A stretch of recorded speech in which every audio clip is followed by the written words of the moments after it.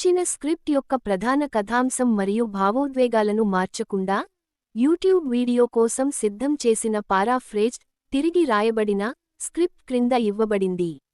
భారతదేశం అంటే మీకు అమితమైన ప్రేమ ఉండి.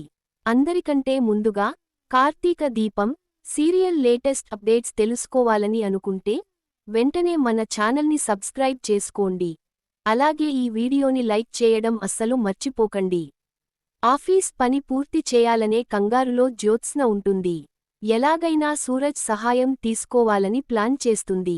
మొదట సూరజ్ నిరాకరించినా జ్యోత్స్న తన తాతయ్య శివనారాయణ పేరు చెప్పి బ్లాక్ మెయిల్ చేస్తుంది. శివనారాయణ గారు తమకు ఇచ్చిన ఆశ్రయం, చూపిస్తున్న ప్రేమాభిమానాల వల్ల ఆయనపై ఉన్న గౌరవంతో సూరజ్ సహాయం చేయడానికి ఒప్పుకుంటాడు. జ్యోత్స్న మాత్రం పని అంతా సూరజ్ నెత్తినే వేసి తను ఫోన్ చూసుకుంటూ కాలక్షేపం చేస్తుంది. మరుసటి రోజు ఉదయం సీఈఓగా ఉన్న దీప చేత వర్క్ కంప్లీట్ చేయించానని జ్యోత్స్న తాతయ్యతో చెబుతుంది. కానీ శివనారాయణ గారు ఫైల్స్ పరిశీలించి తీవ్రంగా ఆగ్రహిస్తారు.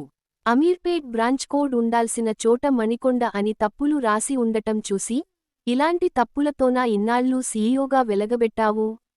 చదువుకున్న డిగ్రీని తీసుకెళ్లి డస్ట్బిన్లో వేయ్ అని జ్యోత్స్నను తిడతారు. నిజానికి సూరజ్ కావాలనే జ్యోత్స్నకు తప్పుడు కోడ్లు ఇచ్చి ఉంటాడు.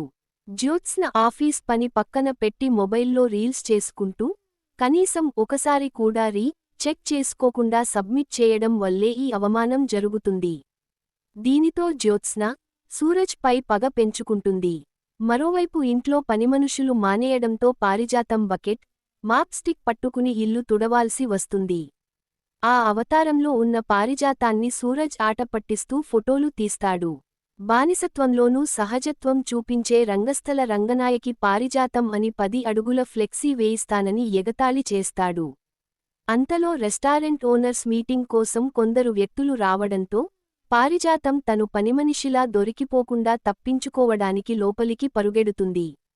శివనారాయణ గారు తన మనవరాలైన కొత్త సీఈఓ దీపను, మనవడు కార్తీక్ను వచ్చిన అతిథులకు పరిచయం చేస్తారు.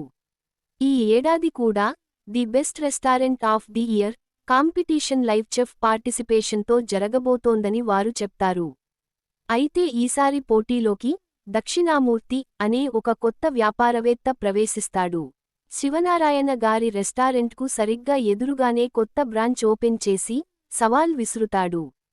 తమ క్వాలిటీతో ఈసారి ఖచ్చితంగా గెలుస్తామని దక్షిణామూర్తి ధీమా వ్యక్తం చేయగా, తుఫాన్ రానంతవరకే పిల్లగాలి బలం, వ్యాపారంలో జనానికి ఇచ్చే నమ్మకమేమో హాలంతాయం అని శివనారాయణ గారు గట్టి కౌంటర్ ఇస్తారు. మీటింగ్ ముగిశాక దక్షిణామూర్తి వెళ్తుండగా శివనారాయణ గారు సూరజ్ను పిలిపించి అందరి ముందూ గట్టిగా కొడతారు. సడన్గా కొట్టడంతో అందరూ షాక్ అవుతారు. అప్పుడు సూరజ్ చాలా తెలివిగా, వచ్చిన కొత్త వ్యక్తితో నాకు ఏమైనా సంబంధం ఉందేమోనన్న అనుమానంతో, నేను ఎలా రియాక్ట్ అవుతానో చూడటానికే చైర్మన్ గారు నన్ను కొట్టారు అని చెప్తాడు. సూరజ్ సమయస్ఫూర్తికి శివనారాయణ గారు సంతోషించి అతన్ని తన సొంతవాడిగా అంగీకరిస్తారు. సూరజ్ చాకచక్యాన్ని చూసి కార్తీక్, జ్యోత్స్నలు వీడితో చాలా జాగ్రత్తగా ఉండాలి అని మనసులో అనుకోవడంతో కథ మలుపు తిరుగుతుంది.